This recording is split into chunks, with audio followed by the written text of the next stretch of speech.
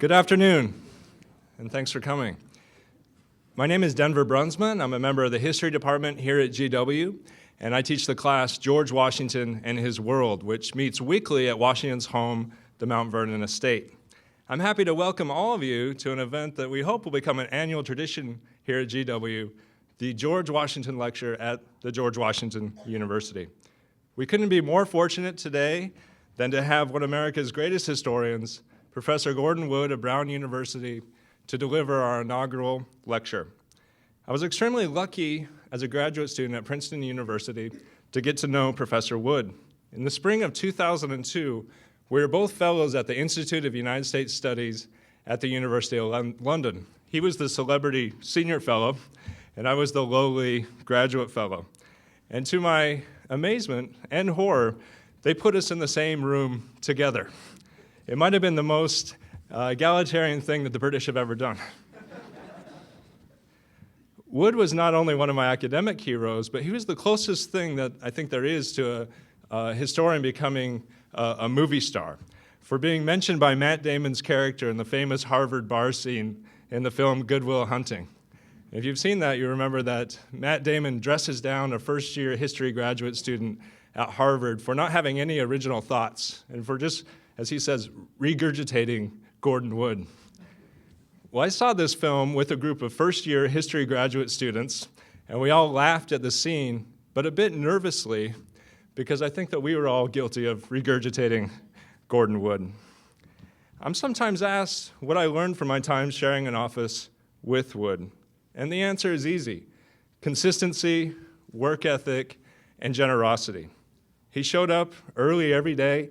He put in a full day's work, even though for me, I couldn't actually figure out why. It didn't seem like he had to, but he did. And all the while, he never complained about having to share an office, being cubicle mates with a 25-year-old graduate student. Instead, he couldn't have been more generous or supportive of my work, and those lessons stick with me to this day. Following his lecture, Professor Wood will be taking questions. He'll also be signing books outside, and I think the radicalism of the American Revolution is out there. I want to take a moment to thank some people that have helped to make this event possible. For Mount Vernon, we're joined today by Jamie Boskett, Vice President of Interpretation and Events. Jamie is a GW alum and integral to the close partnership that we have with Mount Vernon. Jamie, thank you for being here.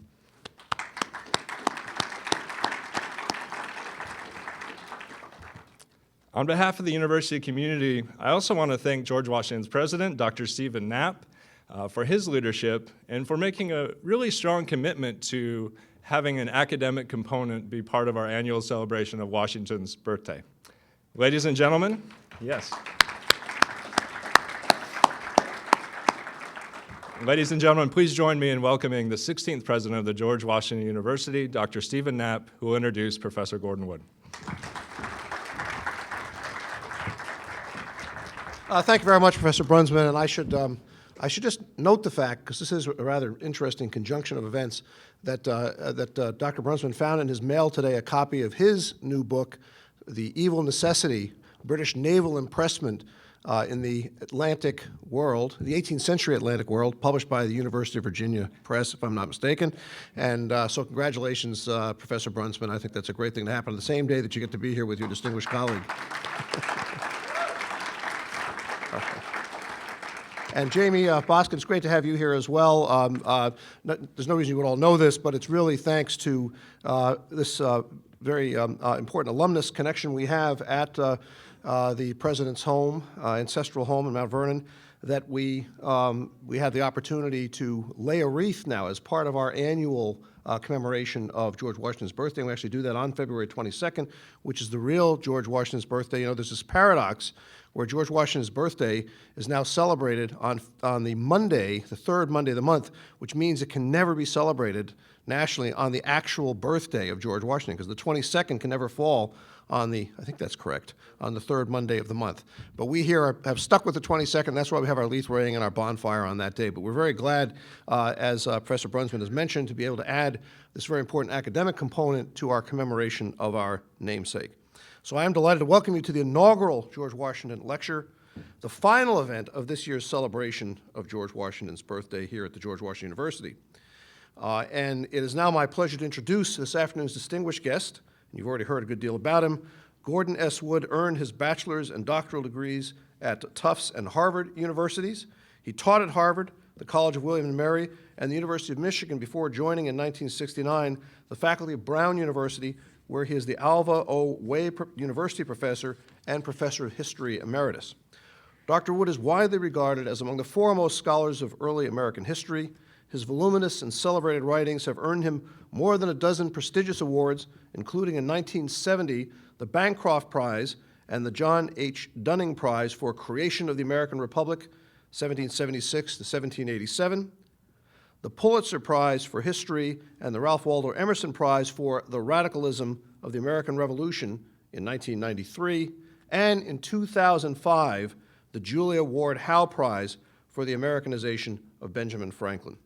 Professor Wood is a fellow of the American Philosophical Society and the American Academy of Arts and Sciences. The title of his lecture this afternoon is Why George Washington Was Great. Ladies and gentlemen, please join me in welcoming Gordon Wood.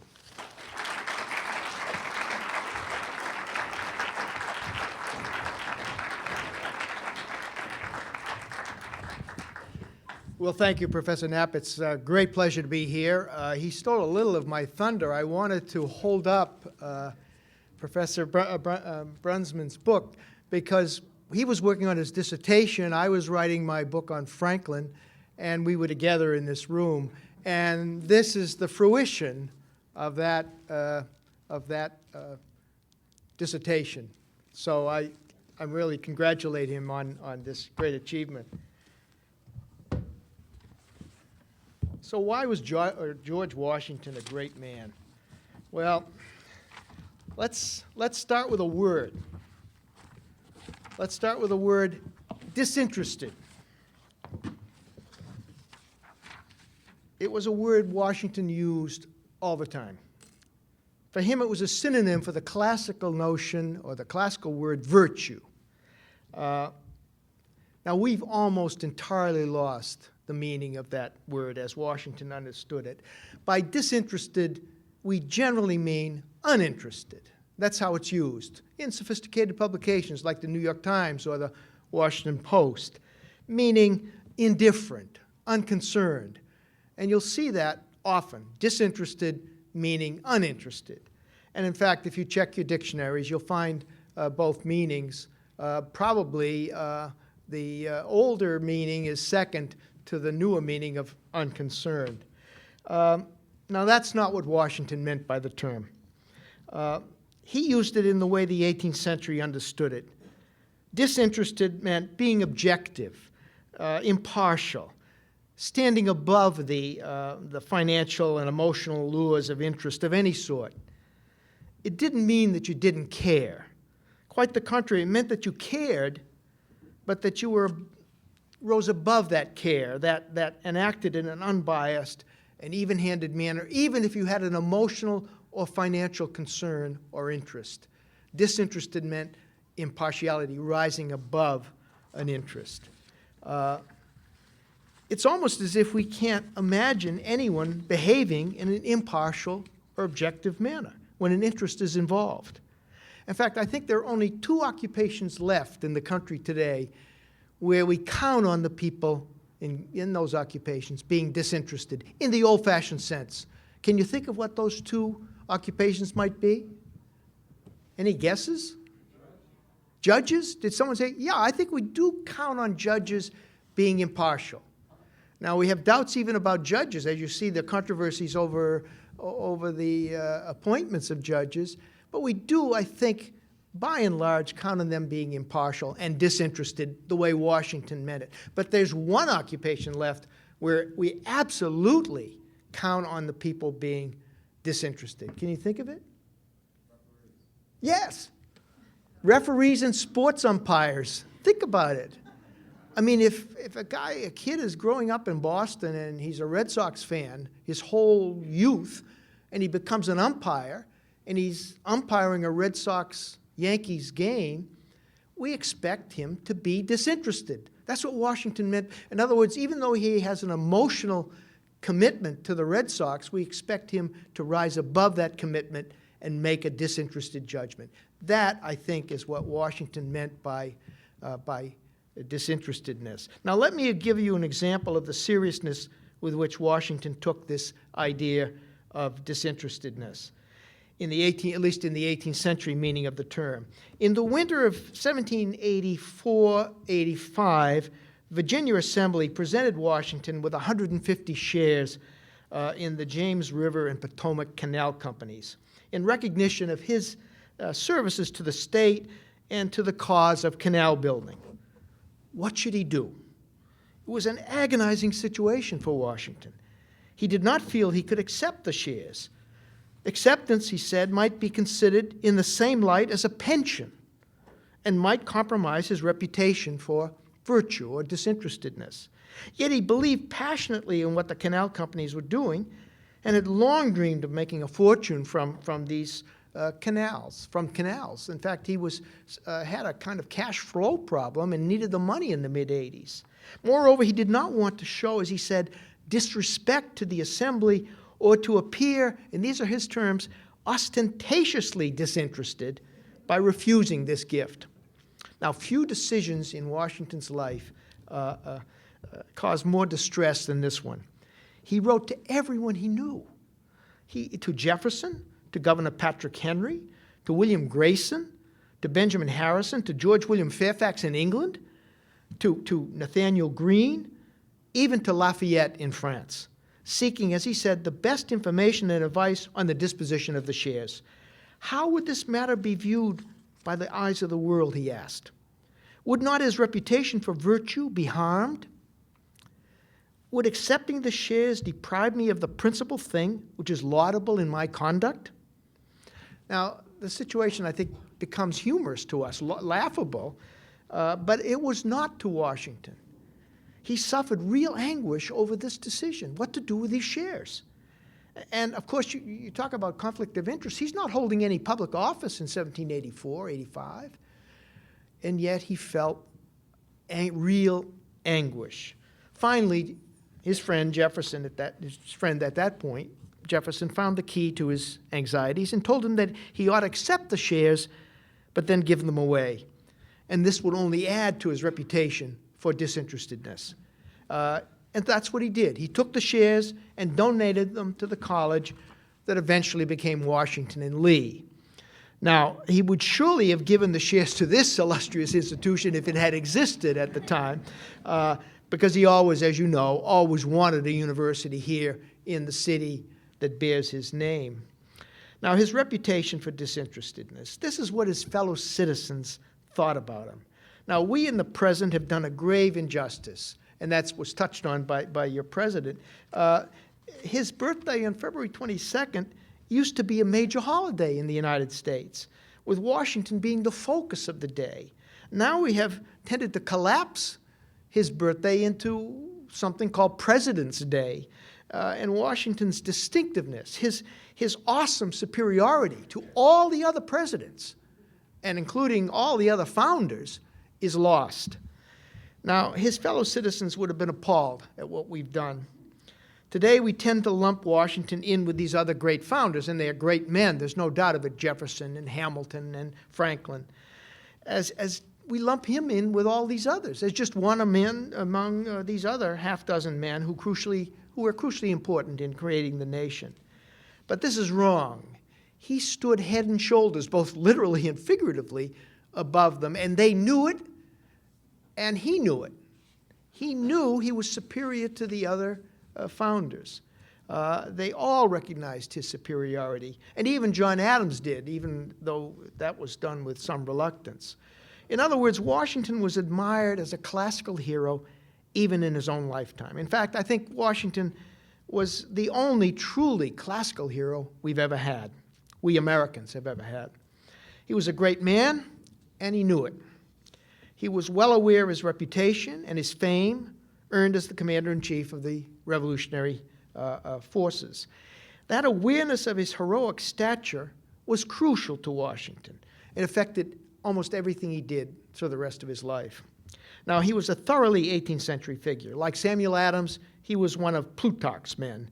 And like Adams, he quickly became an anachronism. He belonged to the pre-democratic, pre-egalitarian world of the 18th century, a world very different from the one that would soon follow. It's no wonder that he seems to us so remote and so distant. He really is. He belonged to a world we've lost and that was disappearing even as he lived. Now, in many respects, he was a very unlikely hero. To be sure, he had all the physical attributes of a great hero. He was very tall by contemporary standards, and he was heavily built, and he was a superb athlete. Physically, he had what both men and women most admired. He was both a splendid horseman at a time when that skill really counted. It was sort of being the quarterback and knowing all about car mechanics and being a superb athlete at the same time and appealing to men. And at the same time, he was a superb dancer. And he loved both riding and dancing. He always moved with dignity, and he looked the part of a leader. Yet those who knew him well and talked with him were often disappointed. He never seemed to have as much to say as they expected. He was most certainly not what we would today call an intellectual. We cannot imagine him expressing his views over the uses and abuses of grief in the way that Adams and Jefferson did in their correspondence in their retirement years. Adams was especially contemptuous of Washington's intellectual abilities. Of course, he's also the most jealous of Washington. It was certain, said Adams, that Washington was not a scholar. That he was too illiterate, unlearned, unread for his station and reputation is equally past dispute. Now, Adams's judgment is much too harsh. Great men in the 18th century did not have to be scholars or intellectuals. But there's no doubt that Washington was not as learned as Jefferson or Adams. He had not attended college as they had. But as an autodidact, and I think this has been ignored, he was self-taught, and he was a man of considerable learning, much more learned than we've been willing to grant. Still, there's no doubt that he was very ill at ease in abstract discussions. Even Jefferson, who was usually generous in his estimate of friends, believed that Washington's colloquial talents were not above mediocrity. He had neither copiousness of ideas nor fluency of words. Consequently, Washington was often very diffident in company. Some even called it shyness. But whatever the source, this reticence was certainly not the usual characteristic of a great man. His modesty is astonishing, particularly to a Frenchman, noted I got myself out of order here. Brissot de Waville noted that this was extraordinary for Frenchmen, noticing his modesty. He speaks of the American war as if he had not been its leader. Now, this modesty, I think, only added to his gravity, his sense of his severity. Most people say too much, one friend recalled. Washington never fell into this common error. He had, said John Adams, the gift of silence. Now, learned or not, Washington was as much a child of the Enlightenment as Jefferson or Adams. Only his enlightenment was very much a down-to-earth affair, concerned with behaving properly in the everyday world of people. Washington lived his life by the book, not the book of military rules, but the book of gentility. He was as keenly aware as any of his fellow Americans of the 18th century conventions that defined gentility. Such conventions were expressed in much of the writing of the Enlightenment. The thousands of etiquette books, the didactic stories, the Spectator papers, Roger de Coverley papers of Addison and Steele, Hogarth's prints, gentlemanly magazines, classical histories, all of these were designed to teach Englishmen manners, civility, gentility, and virtue. Out of all this writing and art emerged an ideal of what it was to be cultivated, to be civilized. Our perpetuation of a liberal arts education in our colleges and universities is a present-day reminder of the origins of this ideal. For the English conception of a liberally educated gentleman had its modern beginnings in the 18th century. And I think we're reaching a kind of crisis. We're not quite sure what a liberal arts education is anymore. But in the 19th century, if you'd asked someone, why do you go to George Washington, or why do you go to Princeton or Harvard, they would have said, to become a gentleman. And that's how Washington taught himself, to be a gentleman. An enlightened, civilized gentleman was disinterested, was impartial, not swayed by self-interest, self-profit. He was cosmopolitan.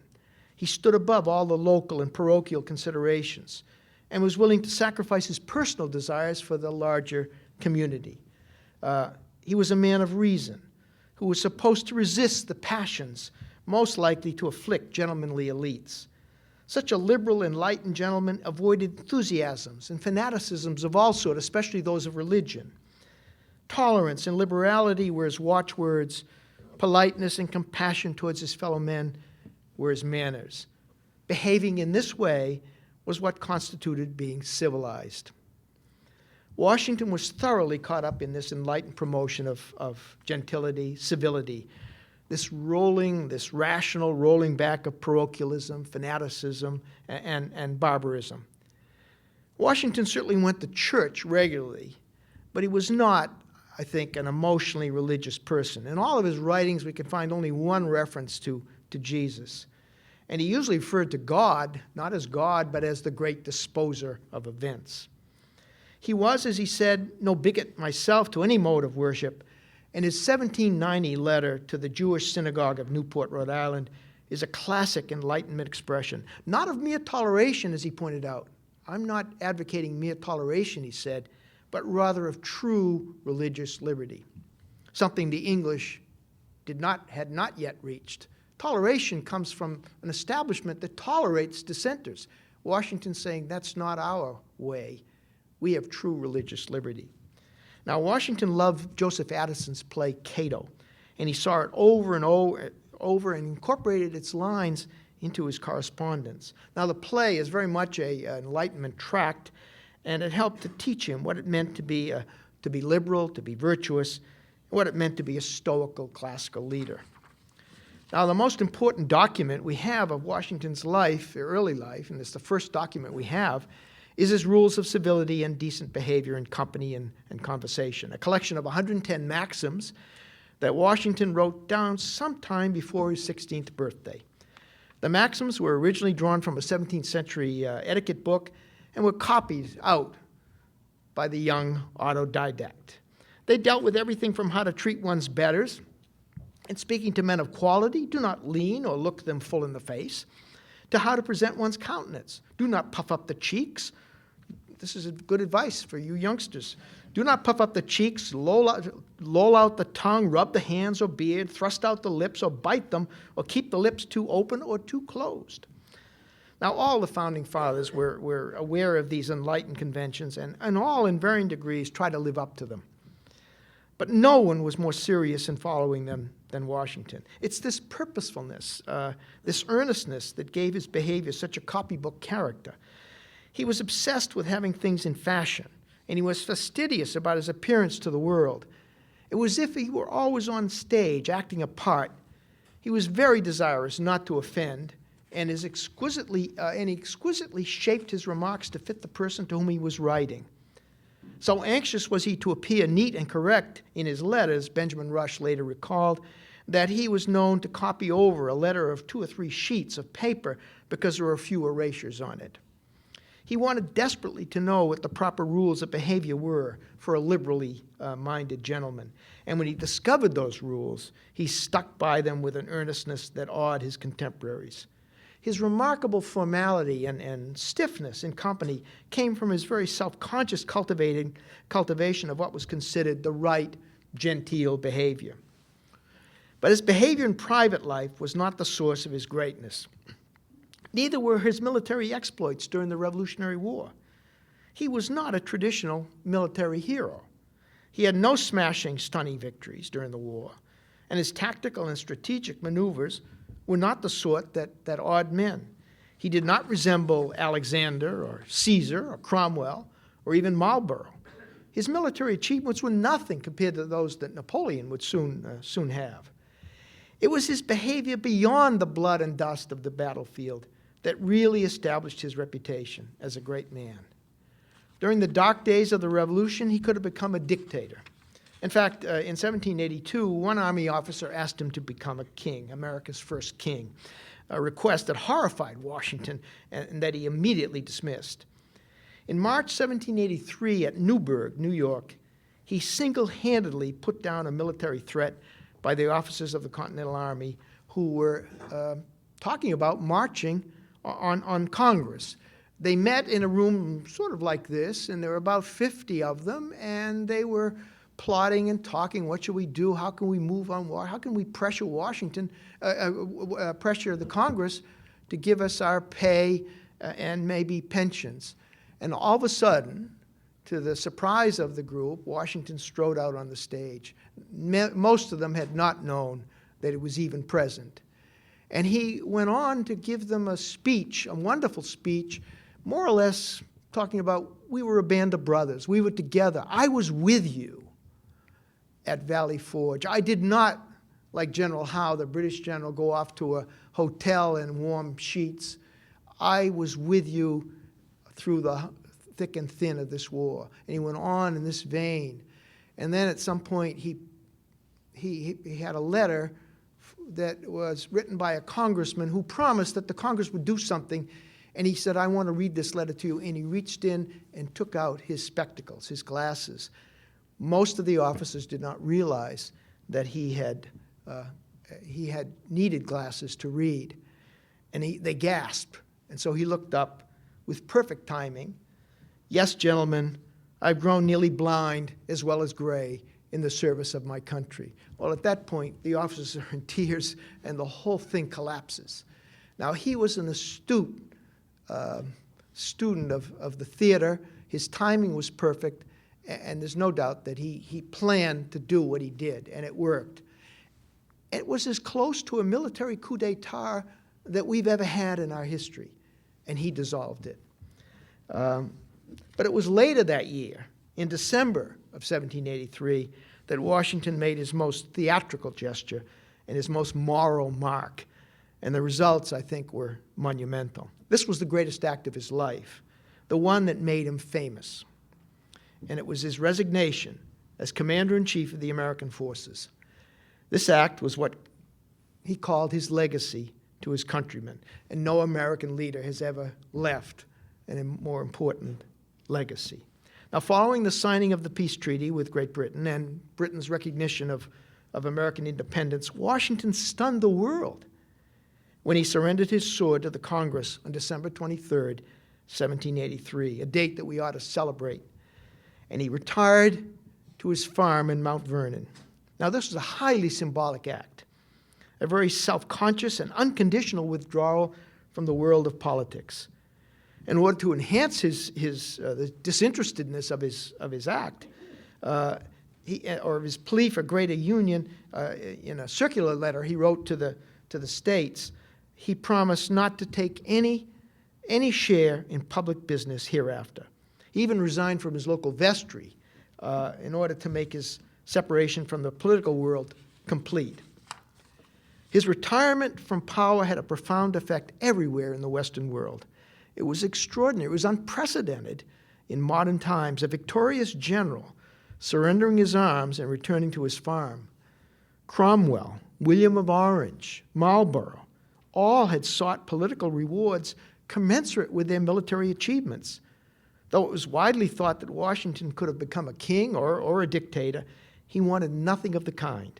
He was sincere in his desire for all the soldiers, as he said, to return to our private stations in the bosom of a free, peaceful, and happy country. And everyone recognized his sincerity. It filled them with awe. Washington's retirement, said the painter John Trumbull, who was writing from London in 1784, excites the astonishment and admiration of this part of the world. 'Tis a conduct so novel, so inconceivable to people who, far from giving up powers they possess, are willing to convulse the empire to acquire more. King George III supposedly predicted that if Washington retired from public life and returned to his farm, he will be the greatest man in the world. Now, Washington wasn't naive about what he was doing. He was well aware of the effect this would have on his reputation. He was trying to live up to the age's image of a classical, disinterested patriot who devotes his life to his country, and he knew at once that he had acquired instant fame as a modern Cincinnatus, recognition of the ancient Roman general who did the same thing. He lost in the mists of antiquity. That's the closest you had. Caesar certainly expected political rewards for his military victories, but Cincinnatus was this hero going back to the distant times of the early Roman Republic. So Washington's reputation in the 1780s as a great classical hero was international, and it was unrivaled. Nobody came close to it. He was a living embodiment of all that the classical Republican virtue that the age was eagerly striving to recover. On both sides of the Atlantic, that kind of virtue was respected. Thus, it was his character, his reputation for virtue that made him a great man. He was, as the French writer Chateaubriand said, a hero of an unprecedented kind. There'd never been a great man quite like him. And as Napoleon emerged in 1800 as a Caesar-like world-shattering hero, it seemed there might never be another like Washington again. Now, once Washington had earned his reputation as a moral hero, he did not want to lose it. As the example of the canal shares reveals, he spent the rest of his life guarding and protecting his character, his reputation, and worrying about it. He was very sensitive to any criticism. He judged all his actions by what people might think of them. In that very suspicious age where people were acutely jealous of what great men were up to, Washington thought it important that people understand his motives. The reality was not enough. He had to appear virtuous. He was obsessed that he not seem in any way base, mean, avaricious, or unduly ambitious. No one, said Jefferson, worked harder than Washington in keeping motives of interest or blood or friendship or hatred from influencing his appointments, for example. He always wanted to be seen as utterly impartial. Washington's concern for his reputation now, of course, was not unusual for the age. All 18th century gentlemen tried scrupulously to guard their reputations, which is what they meant by their honor. They even fought duels on behalf of their honor. Honor was the esteem in which they were held, and they prized it. To have honor across space and time was to have fame. As Hamilton called it, the ruling passion of the noblest minds. And that's what all of the founders were after, fame. Washington above all, and he got it sooner and in greater degree than any of his contemporaries. And naturally, having achieved what all his fellow revolutionaries still anxiously sought, he was reluctant to risk it. His preoccupation with his reputation explains the seemingly odd fastidiousness and caution of his behavior in the 1780s. In 1783, he welcomed the formation of the Order of the Cincinnati and agreed to be its first president. Nothing was dearer to him than this fraternity of retired Revolutionary Army officers, until a great popular outcry was raised against it. Washington, of course, was bewildered by this and shaken by this outcry, and he appealed to his friends for advice. Jefferson found the key again and got Washington to put pressure on the order to reform itself and eliminate its hereditary character by appealing to the one argument that Washington could not resist, that Washington's leadership of this aristocratic society would tarnish his reputation for classical virtue. Washington thought that the order had repudiated its hereditary position, and therefore he accepted it, but he accepted the presidency. But of course, we know, in fact, that it didn't repudiate its hereditary position, and it exists in a great big building and library on Massachusetts Avenue. You may have seen it. The Order of the Cincinnati is alive and well. It's a benign institution today, not the kind of lobbying force that it was in the 1780s. Now, many believe that Washington's presence at the Philadelphia Convention of 1787, the convention that drew up our Constitution, was absolutely necessary. He couldn't go on without Washington, they thought. But getting him to attend would not be easy. How could he attend after promising his fellow citizens 4 years earlier that he would never more engage in political activities? He wrote to friends again always writing, what should I do? What can I do? Tell him confidentially what the public expectation is on this head. That is, whether I will or ought to be there. How would his presence be seen? How would his motives be viewed? If he attended, would he be thought to have violated his pledge to withdraw from public life? But if he did not attend, would his staying away be thought, as he said, to be a dereliction to republicanism? He's in this terrible anxiety. How can I do the right thing, is what he's asking. What finally convinced Washington to attend the convention was the fear that people might think he wanted the federal government, the Confederation government, to fail so that he could then manage a military takeover. When they told him that, well, he says, well, then I'd better be there. So in the end, he decided, as Madison put it, to forsake the honorable retreat to which he had retired and risk the reputation he had so deservedly acquired. Now, no action could be more virtuous in the eyes of his contemporaries. Secure as he was in his fame, wrote Henry Knox, his former artillery general, wrote Knox with some awe, he has again committed it, fame that is, to the mercy of events. Nothing, said Knox, but the critical situation of his country would have induced him to so hazardous a conduct. They understood. When the convention met, Washington was at once, of course, elected its president. He didn't say much because he knew if he said anything, nobody could dispute him. He was very careful. He knew what he represented. So he was absolutely quiet until the very end. He makes an innocuous recommendation, which is endorsed at once. He gave the convention and the resultant Constitution an authority they could otherwise not have had. Be assured, James Monroe told Jefferson, who was in Paris, his influence carried this government.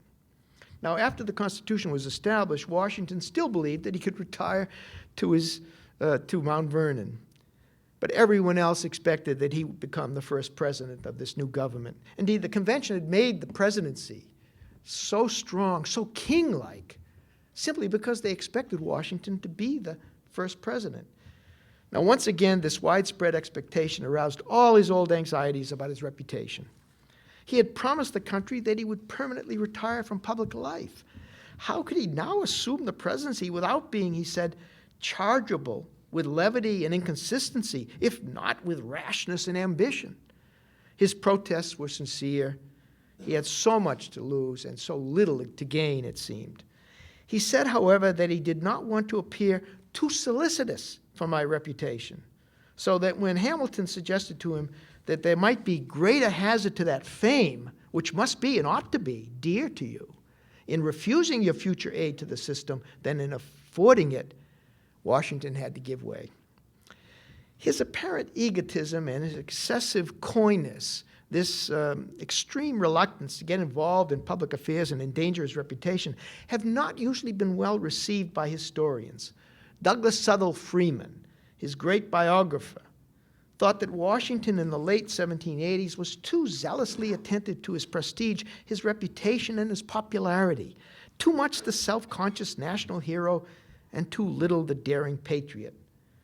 Now, some historians, like Freeman, might not understand his behavior, but his contemporaries certainly did.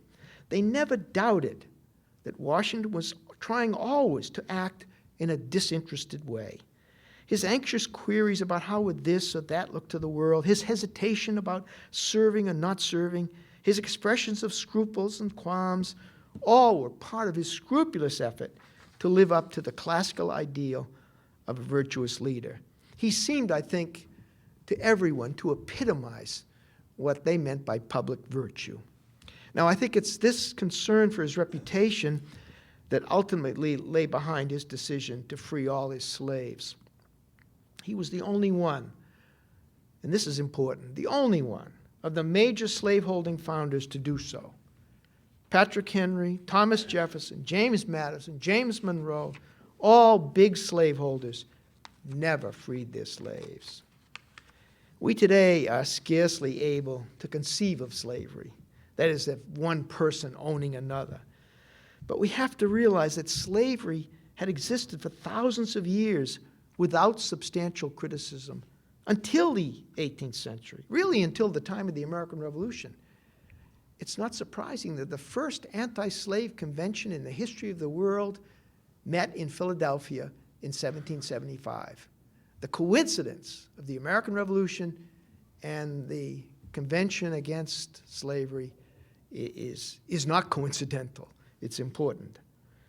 Because we have difficulty, however, of conceiving of slavery, Washington's actions inevitably seem to us to be much too slow, too late. But if we're to be good historians and recover the past as it existed and not as we would want it to be, we have to realize how difficult, how courageous his action really was.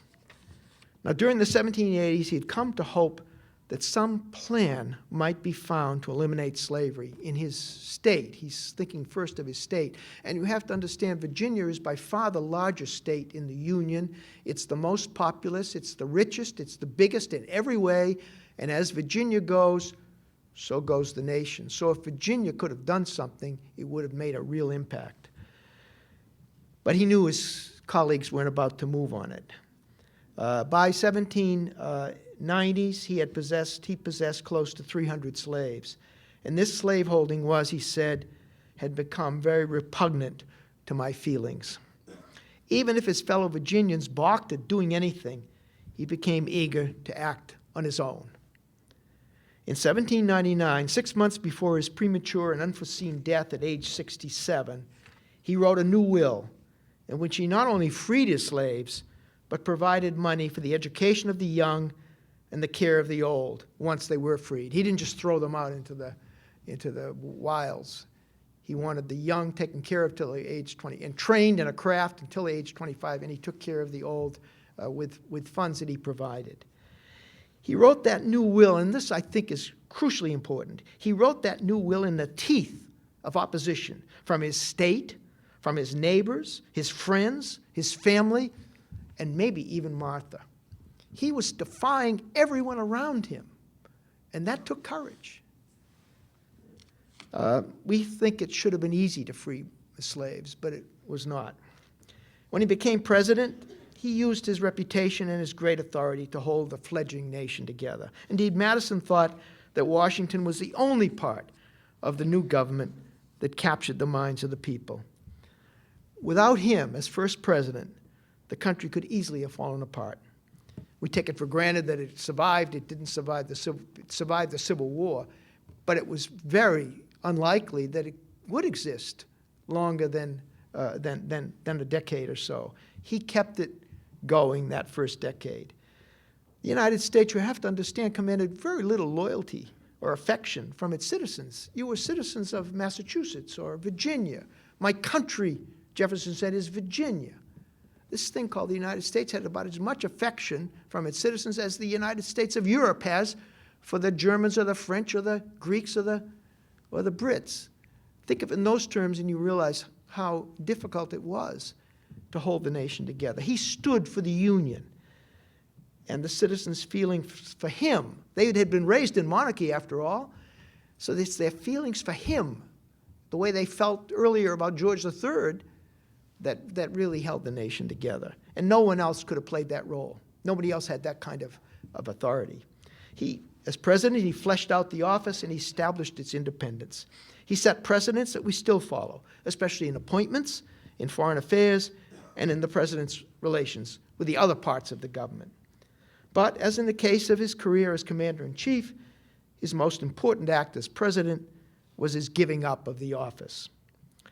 The significance of his retirement from the presidency is easy for us to overlook, but his contemporaries knew what it meant. Most people assumed that Washington might be president as long as he lived. He'd be a kind of elective monarch. Jefferson thought so. Something not out of the question in the 18th century. After all, the Polish king was elected, and he served till he died, and then the nobles elected a new king. Hence, his persistent efforts to retire from the presidency enhanced his moral authority and helped the Republican character of the Constitution. Now, he very much wanted to retire at the end of his term, 1792, but his advisors and friends felt otherwise. Madison admitted that when he had first urged Washington to accept the presidency, he had told him that he could protect himself accusations of overweening ambition by a voluntary return to private life as soon as the state of the government would permit. But the state of the government, said Madison, was not yet secure. It would not permit his retirement. Washington, of course, wrote to everybody again, what should I do? And everywhere the answer was the same, you must stay on. But in 1796, he was so determined to retire that no one could dissuade him, and his voluntary leaving of the office set a precedent that was not broken until FDR secured a third term in 1940. But so strong was that tradition, that sentiment for a two-term limit, that the tradition was written into the Constitution in the 22nd Amendment in 1951. Now, Washington's action in 1796 was of great significance, similar to what he had done in 1783 in retiring as commander-in-chief, that the chief executive of a state should willingly relinquish his office was an object lesson in republicanism at a time when the Republican experiment in the mid-90s throughout the Atlantic world was very much in doubt. The French Revolution looked like it was on the road to the dictatorship of Napoleon, to a military takeover. Washington's final years in retirement were not happy ones, unfortunately.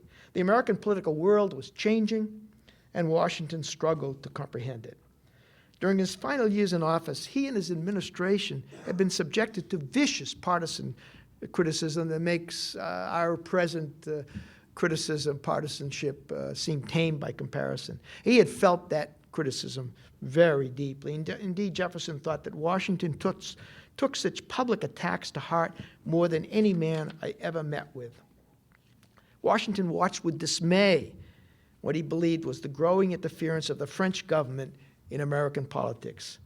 For him, the Jeffersonian Republican Party, which emerged in the 1790s in opposition to the Hamiltonian program, had become the French Party, a kind of fifth column, if you will. For those youngsters who don't know what a fifth column is, it was the term applied to the Nazi sympathizers in France and Holland and Norway who supported the German invasion of their country. And this is how, if you use that term anachronistically, that's how the Federalists, who were the term applied to the Washington's administration and the supporters of that administration, that's how they thought about the French. It was, said Washington, the curse of this country, threatening the stability and independence of the United States. That is, this French party. He saw plots and enemies everywhere, and he became as much of a high-toned Federalist as Alexander Hamilton was. Now, his fears were real, and his sense of crisis was deep. He and many of the other Federalists, which, as I say, was the name applied to the supporters of his administration, thought that the French might invade the country and together with the French party, overthrow the government. After all, Napoleon was invading the country, other countries, Holland, Bavaria, setting up these puppet regimes in Italy, the same thing. Why not come to America and do the same thing? After all, the French had invaded earlier in the Revolution. It wasn't impossible. So it was a real fear and has to be taken seriously. Having struggled for 8 or 9 years against the invasion of our rights by one power, England, to establish an independence of it, Washington wrote in 1798, I could not remain an unconcerned spectator of the attempt of another power, that is France, to accomplish the same object, though in a different way, with less pretensions, indeed without any pretensions at all. He thus listened attentively to all the urgent Federalist calls that he come out of retirement and head the army that the Congress had created, 50,000 men on paper, to meet this French invasion. Though he again expressed reluctance and asked whether becoming a commander-in-chief once again would not be considered a restless act, evidence of my discontent in retirement, he was, unfortunately, far more eager to, in 1798, to step back into the breach and to do his duty than he had ever been before. It was a measure, I think, of his despair in what he called this age of wonders. Now, before he could actually commit himself, President John Adams acted and appointed him commander of all the military forces of the United States. He accepted, but he scarcely comprehended how it had all come about. The next thing he knew, he was on his way to Philadelphia to organize the army. Events were outrunning his ability to control them or even to comprehend them. And he more or less, and more saw himself caught up in what he called the designs of Providence. His command was a disaster. He wrangled over the appointments of the second in command, intrigued against President Adams, and interfered with his cabinet. When neither the French invasion nor the American army actually materialized, Washington crept back to Mount Vernon, thoroughly disillusioned with the ways of American politics. In July 1799, 6 months before his death, which I think was not predictable, he died with a swelling of his throat that could have been easily solved today. Someone would have cut a tracheotomy, and the swelling, he would have lived. He was only 67. But in July 1799, Governor Jonathan Trumbull of Connecticut, with the backing of many Federalists, urged Washington once again to stand for the presidency in 1800. Only Washington, Trumbull said, could unite the Federalists and save the country from a French president, that is Thomas Jefferson. Finally, Washington had had enough. In his reply to Trumbull, he no longer bothered with references to his reputation for disinterestedness and his desire to play the role of Cincinnatus. Instead, he talked about the new political conditions that made his candidacy irrelevant. In this new democratic era of party politics, he said, personal influence, distinctions of character, these no longer mattered. If the members of the Republican Party set up a broomstick as candidate and called it a true son of liberty or a Democrat or any other epithet that will suit their purpose, it would still command their votes in total. But even worse, he said, the same was true of the Federalists. Party spirit now ruled all, and people voted only for their party candidates. Even if he were the Federalist candidate, Washington was thoroughly convinced I should not draw a single vote from the anti-federal side. Therefore, his standing for election made no sense. He would stand upon no stronger ground than any other federal character well supported. Now, he wrote all this, I think, in anger and despair. And though he exaggerated, I think he was essentially right. The political world was changing, becoming democratic, and parties, not great men, would soon become the objects of contention. Now, to be sure, the American people have continued to long to have great heroes for as our leaders. And right up through Eisenhower, we have periodically elected Washington's Manquet, would-be Washingtons, to the presidency. Think of the number of candidates and presidents who have been generals. You go back and you find an enormous number of them. But, of course, democracy made such great heroes no longer essential to the workings of our government. And Washington, more than any other individual, was the one who made that democracy possible. As Jefferson admitted, the moderation and virtue of a single character probably prevented this revolution from being closed, as most others have been, by a subversion of that liberty it was intended to establish. Washington was an extraordinary man who made it possible for ordinary men to rule. There's been no president quite like him, and we can be sure that we'll not see his like again. Thank you. Thank you very much.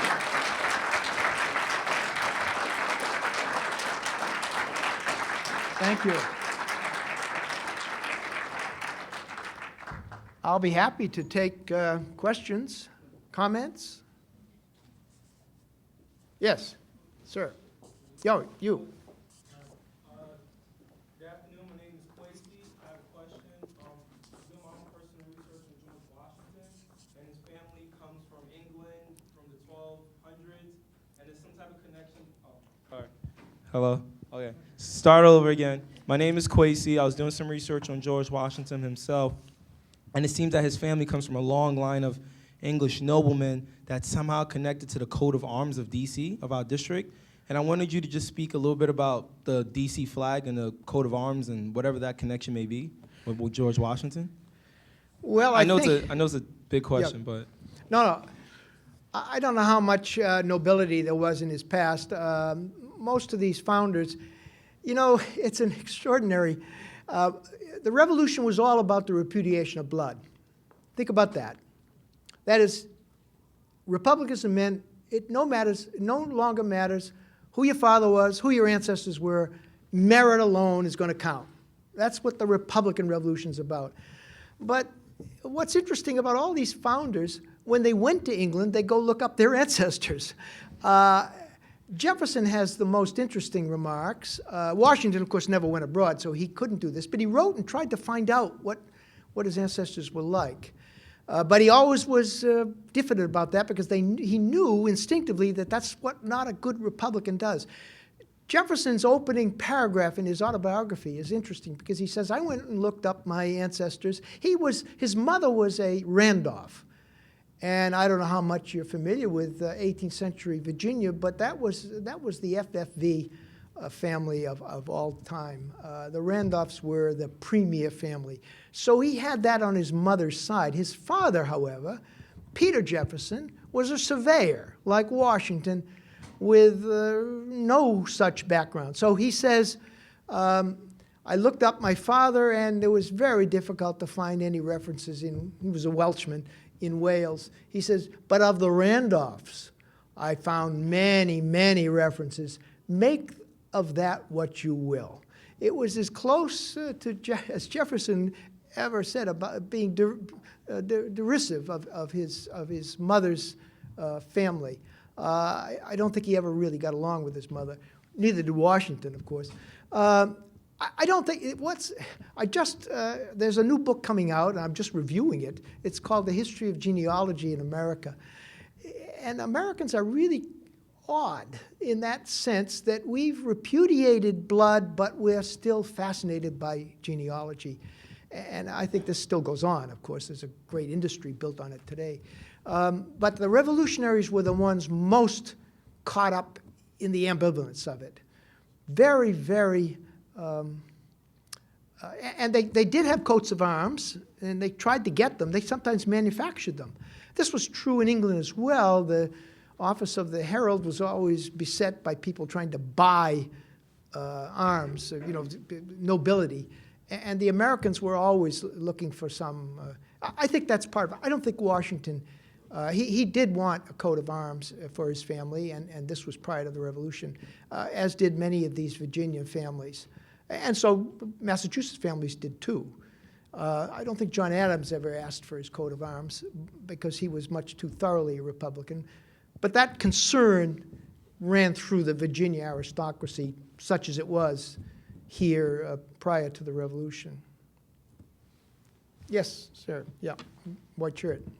Well, actually, I have a follow-up for that. And I'm wondering how much Washington's disinterestedness and the fact that he could be father of his country, and even the fact that he could free his slaves, is connected to his childlessness.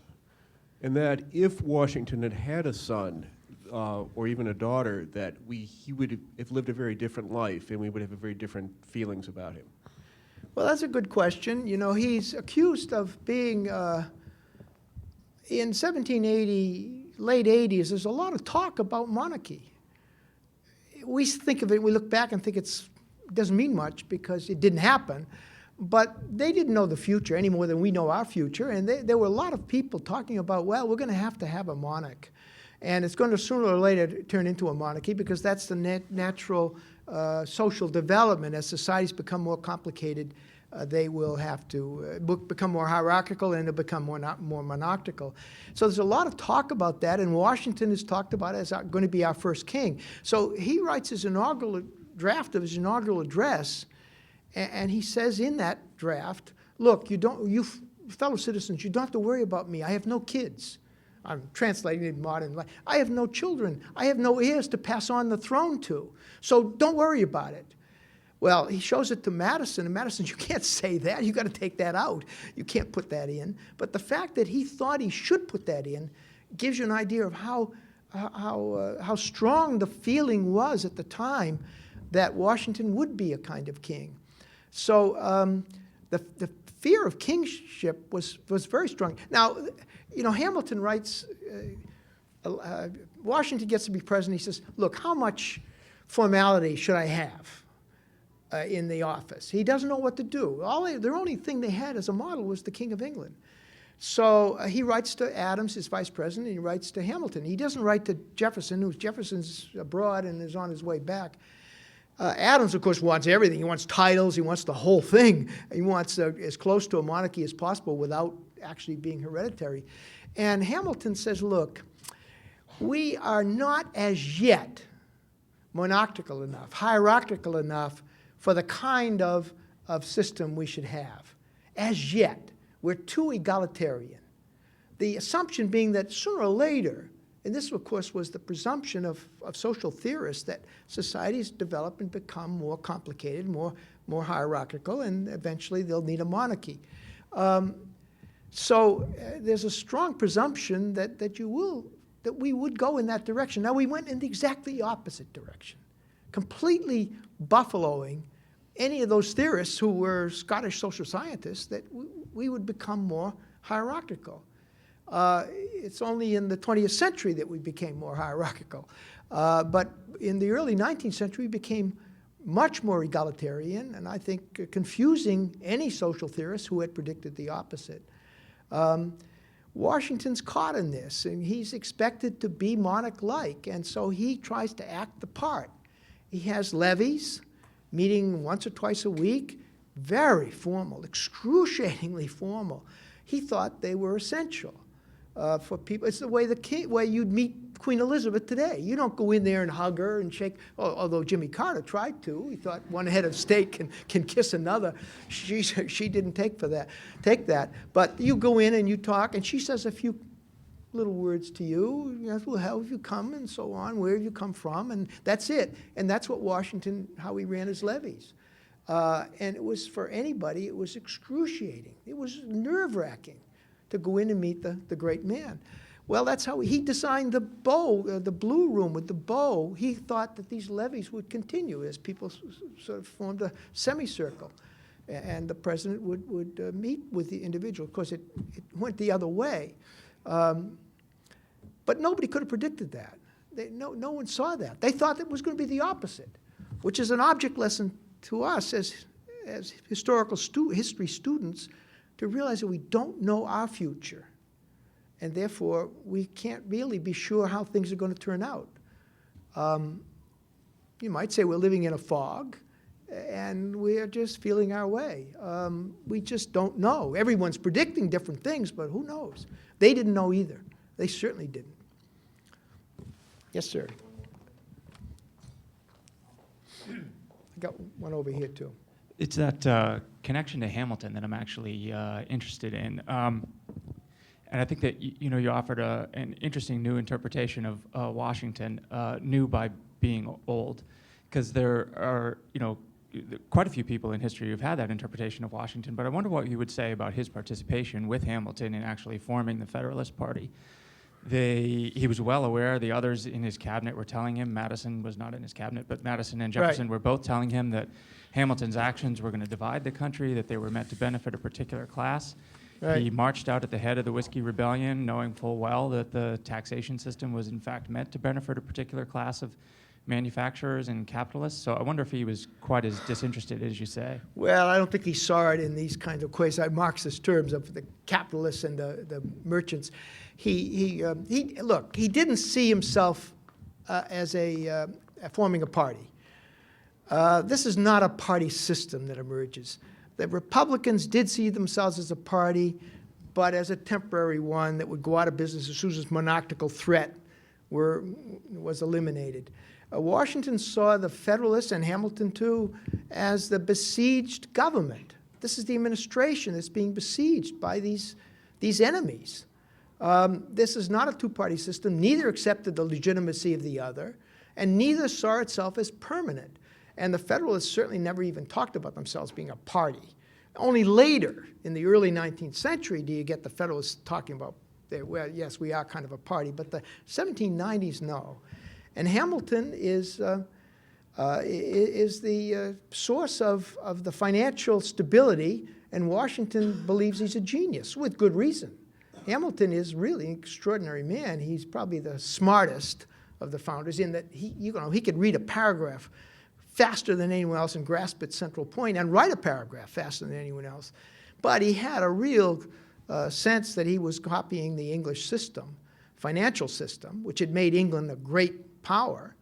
I mean, think about the 18th century. Why should this little island with a third of the population of France off the northwest coast of Europe become the greatest power up to that time the world had ever known?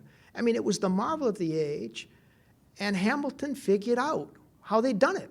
It's their financial system, their ability to tax their subjects without impoverishing them. Think about that. That's a real problem. We still have it. The French had never been able to do it. They just impoverished them. They just couldn't do it. And the English had learned how to do that and wage war as no nation had ever done. So Hamilton says that's the system we're going to emulate. And of course, that's what leads Jefferson to feel, oh my God, we're going down the road to monarchy. We're following the English system, and that's the opposition. It's not party politics as usual. This is a real threat to the nature of the nation. And so the opposition is frightened to death that we're going down a monarchical path. You have to take Jefferson's, I mean, I argue with my friend Joe Ellis. He says, oh, this is all crazy. Why did Jefferson talk about a monarchy? We weren't going down the path to monarchy. Well, they didn't know that. Ellis knows that they didn't go down the path, so he assumes that, well, they're making it up, or they're paranoid. And those are the terms that have been used by historians. You have to take seriously what people say. And Hamilton is trying to copy the English system, and Jefferson and Madison are rightly concerned about that. That's not where they want to go.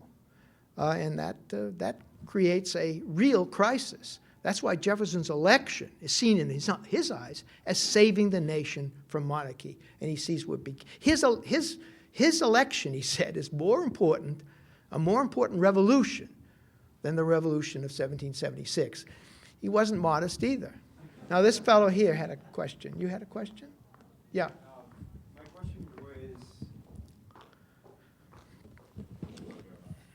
My question was, you did a great job laying out George Washington's character and how he was successful in many points in his life. Were there any moments where his character clouded his decision-making or clouded his leadership ability, and maybe he did something that his peers thought poorly of him? I mean, he made, errors as a commander-in-chief. He decides to defend New York. He's on Manhattan. He's on an island. He doesn't command the seas at all. We have no navy. The British control the rivers, they control the ocean, and he's on an island. And then he decides, the British arrive, and you have to imagine this. This is June of 1776. 400 warships, the largest armada ever put together in the history of the world up to that time, come sailing right at him, sitting on the island of Manhattan with no George Washington Bridge, no Brooklyn Bridge, I mean, it's just crazy. And they land on Staten Island, they move over to Long Island, and he sends his army over there. I mean, it was just absolute madness. Why he did that, I think it was political. He felt he could not abandon New York, a major city. The Congress would never put up with it. Although he never asked the Congress, he just presumed that they wanted him to defend New York. He was lucky to get away, just very lucky. That's a big mistake he made. I think he should have been bypassed New York and forget about it. He couldn't defend it. It was indefensible for somebody who doesn't command the oceans. And then, of course, at the end of his administration, the last few years, he just was befuddled. Of course, Jefferson and Madison thought that he had gone senile. I don't think he was senile. I think the world was just overwhelming him. He just couldn't put up with these kinds of attacks, vicious attacks. He was accused of being a mole, a spy on behalf of the British during the Revolution. This is printed in the papers. Well, what are citizens reading this? What do they think? Is George Washington was he really a spy? I mean, to have to put up with that. He was in complete despair, but I don't think he made any mistakes. I just think it was a time of great turmoil for him. But his biggest mistakes were, I think, not as president. His judgment was always good, and he took the right line. Otherwise, there was the Jay Treaty was very crucial, and Madison wanted to bring the House into Jay Treaty. And Washington said, look, And of course he's saying this to Madison, who's at the convention. He says, I was there. And he says, we gave exclusive authority on foreign affairs to the President and the Senate. Senate, as you know, approves treaties. House has no role to play, he says. And I was there, meaning I was at the convention. Madison's in the House trying to, but what could he say? He was right. So he took a tough line. Just as he had as commander-in-chief, he was very tough as commander. I mean, he shot soldiers who ran away. So I don't think he made any. In the big issues, he was always. I think his judgment was very good. He had prudence. He took time to make decisions. He had what we would call wisdom, and I think he knew that Hamilton's program was leading to prosperity, and he stuck by Hamilton despite the criticisms. He thought that Hamilton was a genius, and in many respects he was, and he supported him. I think if Jefferson had taken over, it might have been right away, and if Jefferson had been president, I think it made him this city would not exist as it does if Jefferson had been in control. Jefferson, wanted for the District of Columbia, wanted a college campus, a small college campus, 1,500 acres, instead of this 10-mile square. It would have been a very different capital and a very different place. So we owe that to him. He deserves the title it deserves the title of Washington. Okay, thank you very much. Thank you.